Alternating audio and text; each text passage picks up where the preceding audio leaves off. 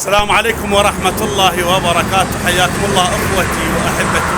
الآن أنا على طريق النجف ديوانية، نزلت على مود أتوضأ لأنه متجه إن شاء الله إلى النجف، فهنا طفت أتوضأ، لكن لقيت المفاجأة شنو؟ إنه أحد البنايات اللي هو الآن وراي، شوفوا بناية على طريق النجف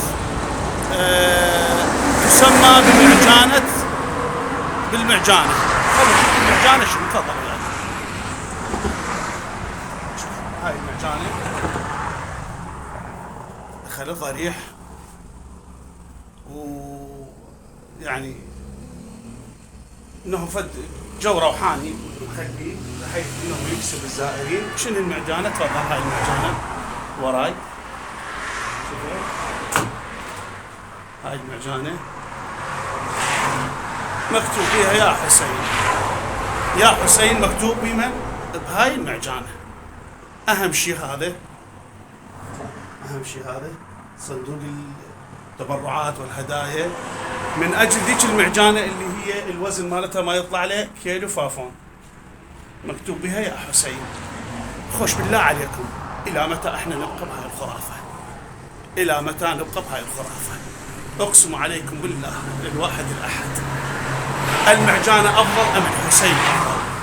يا أخوان والله كلها خرافة، أقسم بالله خرافة، أقسم بمحمد العربي خرافة. يا أخي الحسين أسمع من ذلك.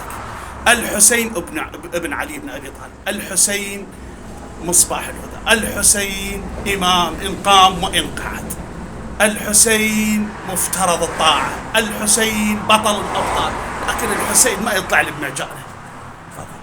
تفضل معجانة طالع بها كتابة الحسين. ذن السؤال، ذن الخرافيات ترى محروقة بنار وحق فاطمة الزهراء أو زحمة على الحسين. خلينا نكون زينا على الحسين لا شينا عليه. الحسين ابن فاطمة، الحسين جده محمد، أبيه علي بن أبي طالب، وجعلناه تجارة من المعجانة تجارة. تفضل حاطين كتب الله سبحانه وتعالى، تفضل وتسكن بها عواطف الناس. هاي كذب التلاوات.